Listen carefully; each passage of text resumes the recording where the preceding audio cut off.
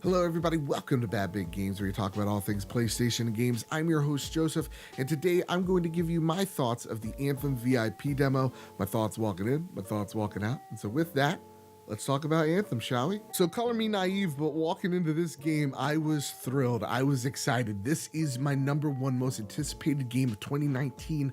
I couldn't be more ready for this game. And I know what you're saying, but Joe, it's EA, and EA is the devil. I get it. They are not in good faith with me or any gamer, to be honest with you all. They're not in good shape, but that's why I'm so excited, because they're not in good shape. They do need a win. They do need to prove the gamers that they get it, that they can make another great, amazing experience, because we know that they can. And we know that BioWare can make a really competent RPG. They've done it time and time again.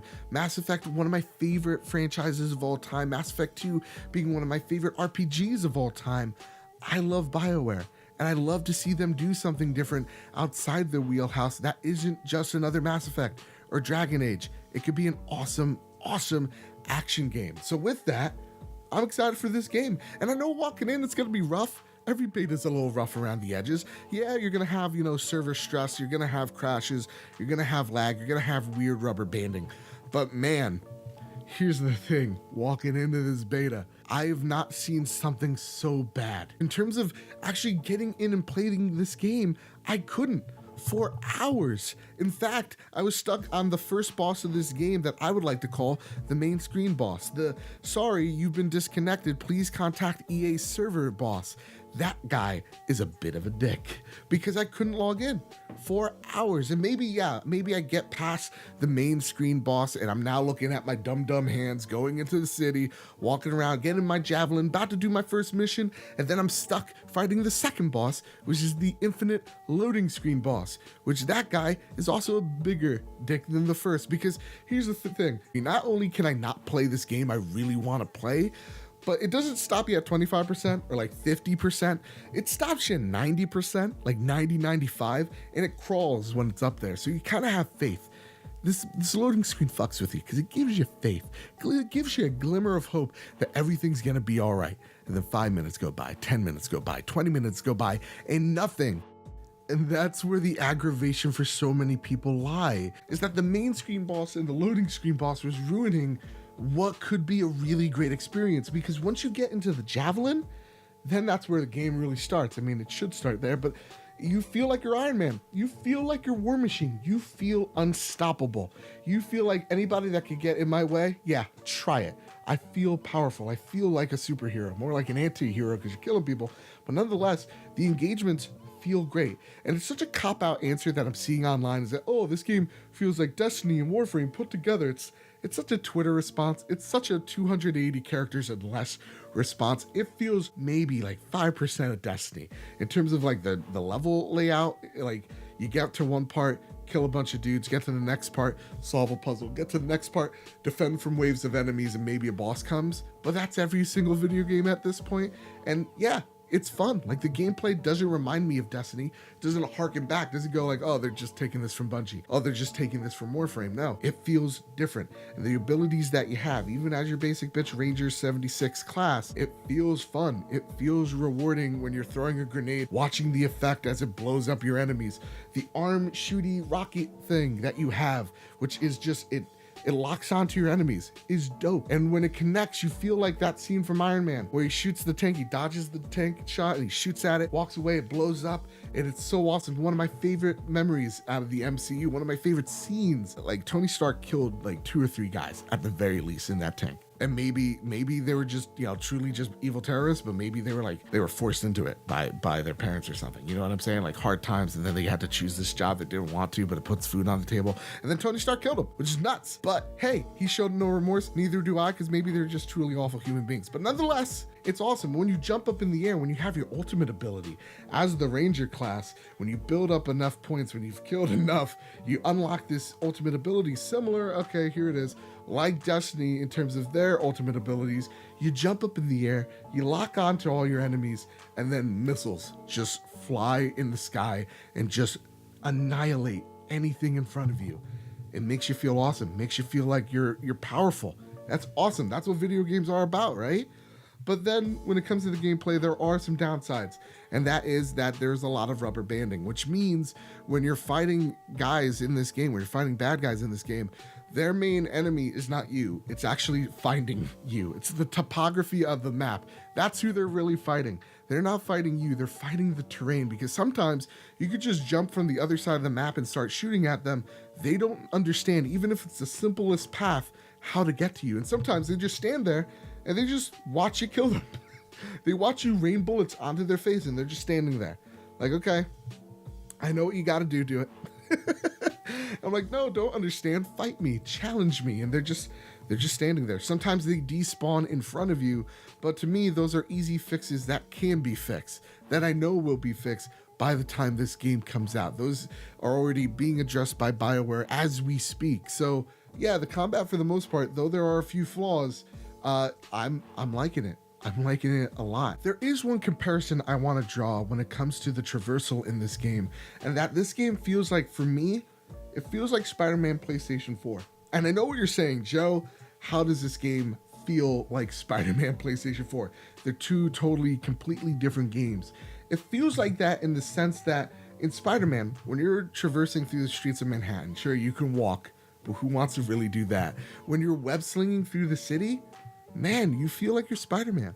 You feel like you're Peter Parker, and right off the bat, when you're web slinging, you're not the best at it. You're going to make a lot of trial, a lot of error, but you can't stop doing it. It's so much fun to web sling through the city, and you feel competent. That's the key word. You feel competent when you're in the air, when you're web slinging in Spider-Man. Same here. In Anthem, I feel like I'm Iron Man. I feel like I am flying, and I have to be smart when I'm flying. I can't just fly all the way up in the air or else I'll crash land. Sometimes I want to go near a body of water so the water hits my engines and it gives me longer air time. Sometimes, yeah, when you're flying downwards towards the map and you're just like, whoa, this is beautiful. You feel like you have a handle on it. You're absorbing the world. You're going past this beautiful architecture, this beautiful level design, and you feel competent doing it. You're not the best, but you feel like, I got a handle on this. The traversal in this game is something so special. It's awesome. And I could just see myself for hours on end just flying, just getting lost in what is a beautiful, gorgeous world. This world is gorgeous and it will eat you alive. The wildlife does not give a shit about you as Iron Man. It wants to eat you like an Avatar, but minus the Pocahontas themes. It's excellent. The flying is so amazing in this game. And so with that, I want to close out on the story, on the characters that I've seen. And though we have a lot of out of context stuff, there's a lot of out of context stuff here. The story that you're following is a basic BioWare story. And that's not a bad thing. That's not saying it's lazy or it's bad. BioWare means good, right? Most of the time, they know how to make a really awesome story. And though I didn't understand really what was going on in this story because of the loading screen fiascos and because it was out of context, they dropped you in the middle of the game, I still liked the characters that they were introducing to us. I did still feel for them. It did have that same, BioWare, here's a choice, here you get to really kind of lay out what your character is, what they're all about, and at the same time, that dialogue of getting to know these characters, rich with backstory. That's really cool. And so with that, talking about the gameplay, it's stellar to a degree. The flying is awesome. The story is a BioWare story. I can't help but walk away from this beta impressed, but at the same time, the technical features of this game, utterly disappointed. This is the ultimate mixed bag. Because if they could get down, and I mean they need to, get down how this game operates in terms of the loading screen and the main menu bosses needing to go, and then if they could fix some of the rubber banding, this game's in great shape. This game looks to be an experience I can't wait to get lost into, but it does worry me of we're a month away from this game, and problems like that, I can't even play the game, is worrying. I do want to say this one thing though, I have faith, I want them to get better. I am worried, I'm not going to say that I'm not, but I'm hopeful. I'm hopeful that they're going to get this right. And also, I want to stress this one thing, that I appreciate BioWare being so forthcoming, being so transparent, and you know that there are people working doubles, triples, quadruple shifts right now to make sure that this beta goes right the next time when it's in open beta, when you don't have to pre-order, when the floodgates are open.